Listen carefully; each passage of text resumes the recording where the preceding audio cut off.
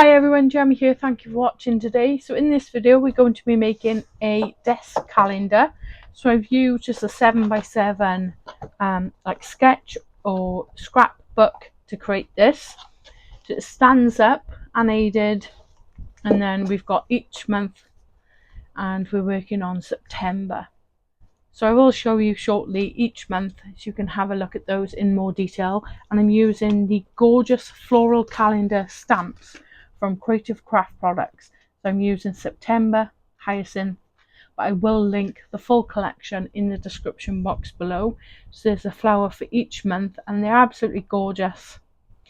Some lovely detailing on them, and I've had a wonderful time colouring those in. So without further ado, let's get into the tutorial. So I'm going to be working on a 7x7 pad. So I've trimmed some A3 cardstock down to 15 by 6 3/4.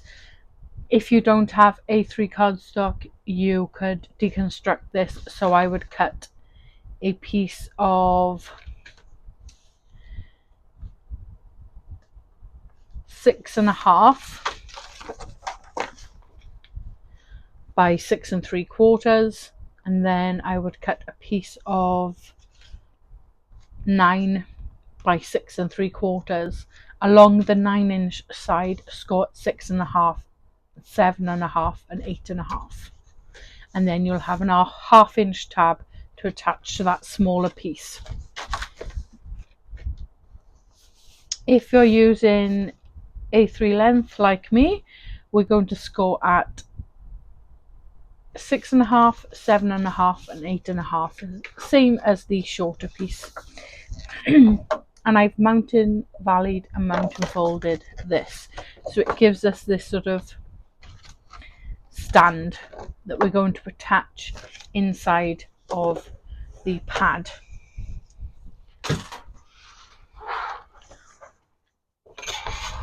So I bought this pad from just Amazon. It's just come with plain white cardstock inside, and I've already attached some of my calendar pages.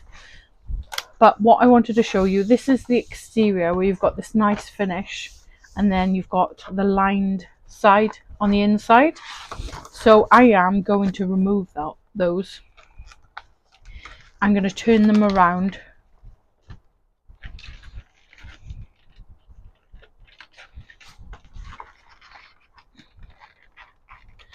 And you can easily, I'm having trouble with my nails, they're a little long. It's hard for me to work with them. I'm just pulling these apart. I'll use a tweezers just to help me a little bit.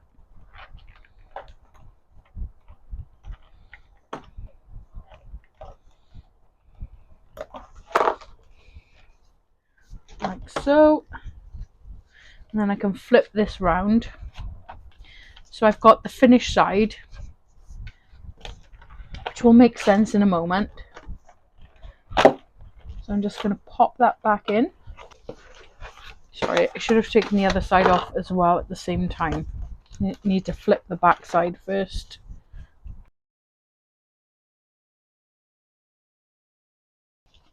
I found that way too fiddly. Looked a lot harder than it actually had to be. So I don't know why that was so difficult for me.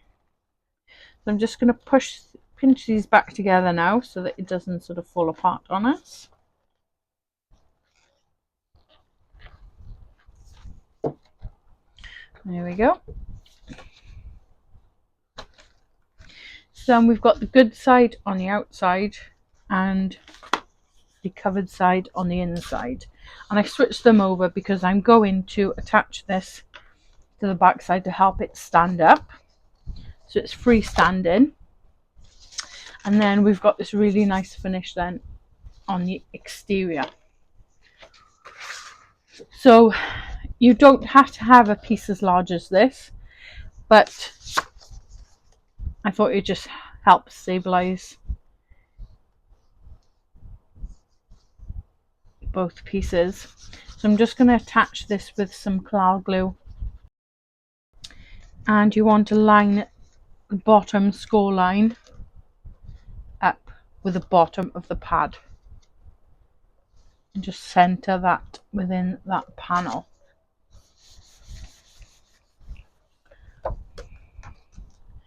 So hopefully you can see that. So I'm making sure that they're flush. And now I'm going to add Floral glue on this back piece and then just fold it over.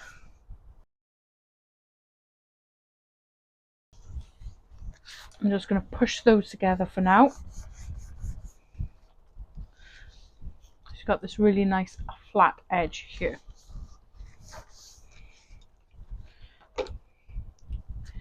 So this is back.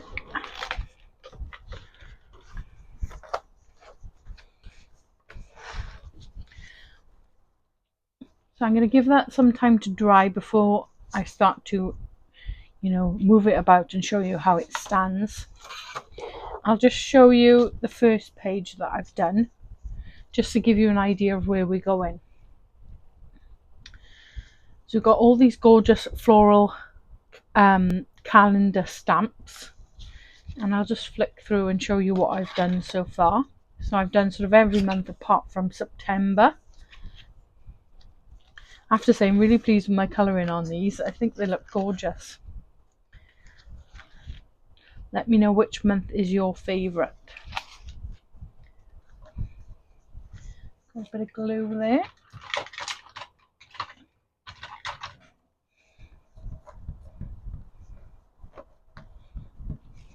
So we've missed September, that's what we're going to be working on next. And then October, November and December. So I'll just talk you through the pieces that I've prepared off camera. So I've got a piece of 6.5 by 6 in the black, and then in the white it's 6 3/8 by 5 7/8. And then for the calendar grid, the black is 7 1/4 squared, and the white is not 7. Where did I get 7 from? 3 1/4, and the white is 3 1/8 squared. So I just printed a simple grid style sort of pattern on my computer and just attach those together. I'm going to bring in my stamping platform and my white panel. I'm going to start to decorate this. Now the stamp set I'm using is new, so I need to prime my stamp first. So we've got some gorgeous floral images within, this collection. Really lovely ones. I've had so much fun colouring these images. So I'm just going to take an old cloth, spritz this with some water. It just removes any sort of oils that are left behind from the manufacturing process. So if you're new to card making and you're not getting, the impression that you want from your newer stamps, then this will be the reason why. You just haven't primed them. And there are other ways of priming this. I'm just using water and a microfiber cloth. Some people use an eraser and just go over the top. Wet wipes. I find that with wet wipes you sometimes can get some fibres from those. So this is why I'm using the microfiber cloth. Just rubbing that down well.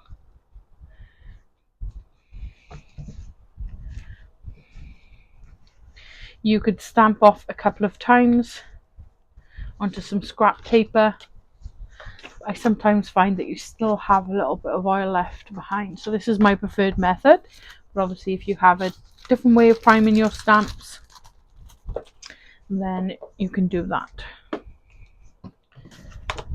I've got a piece of masking sheet here which is just slightly smaller than my calendar piece. Now this is an unnecessary step if you want, if you want to come up with different options. But I like to place mine where the calendar will be, so I can see sort of how I want to arrange the images around it, and also I don't sort of colour anything that will be hidden by this calendar piece. I'm just going to have a look at the day before, the month before I should say, and the month after, just to see where they're placed. I've tried to sort of place them all in different areas depending on the image. So I've got August to the left, October to the right. So I think I'll do September in the center. I just find that this helps me with the positioning as well. And I've done it slightly smaller so that if my positioning is slightly off, then I've got a bit of sort of area to maneuver the calendar section. So I'm just going to place that roughly in the center there. And then I think I'll just do a hyacinth just either side there.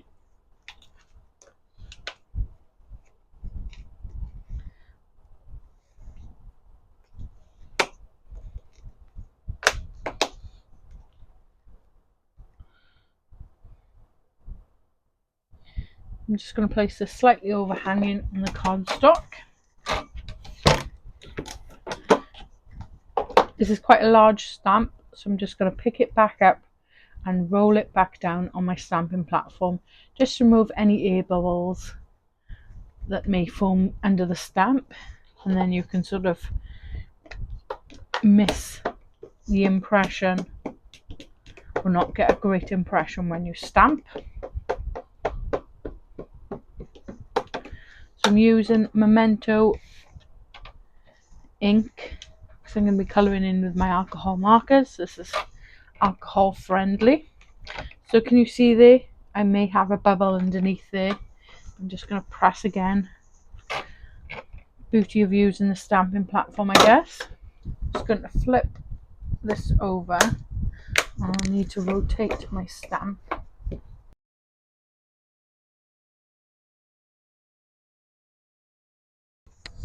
So there's my panel now stamped and ready to colour. So I'm going to bring in some scrap paper. I just like to use, some copy paper just to have it underneath. It protects my mat.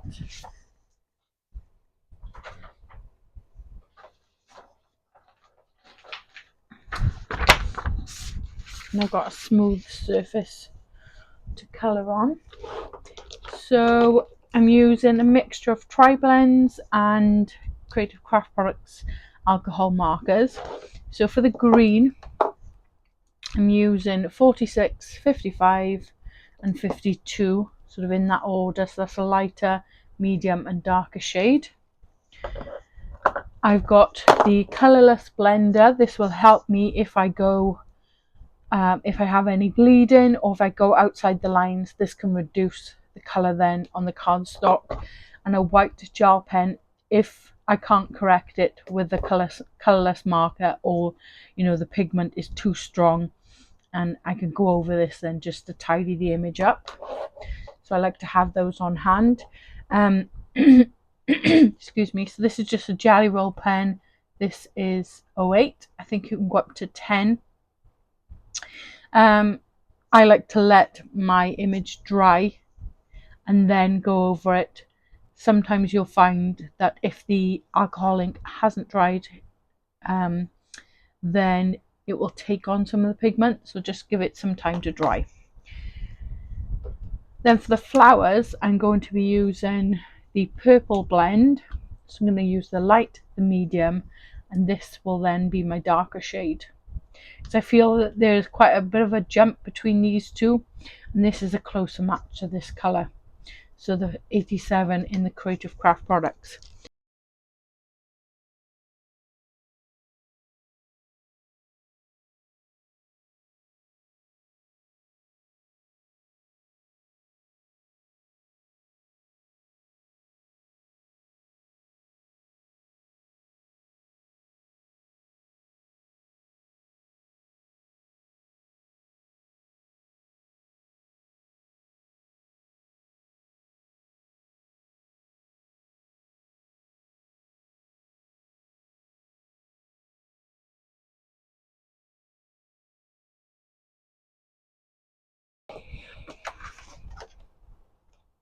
So there's the final image.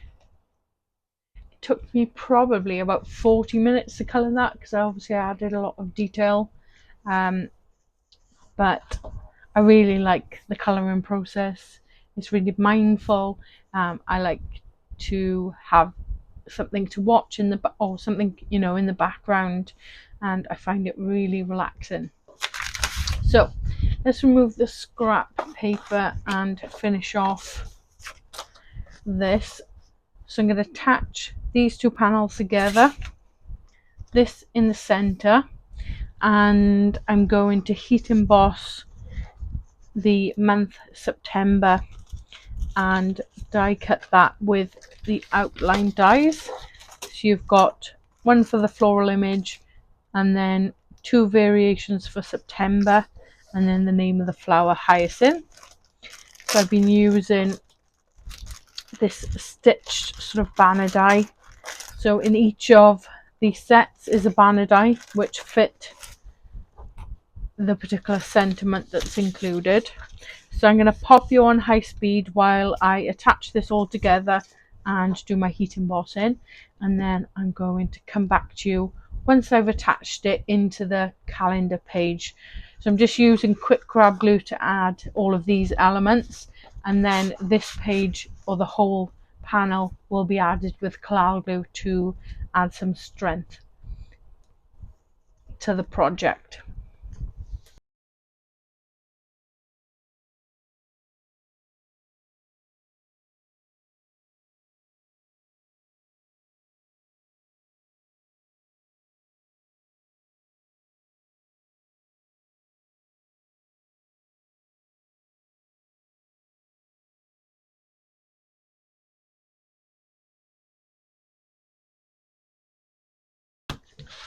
So there's the final page now added, and I'm just going to stand it up.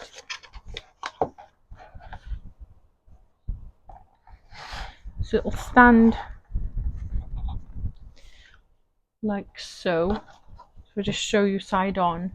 You've got this bottom section here that's holding it all together. We've got these, you know, heavy duty covers.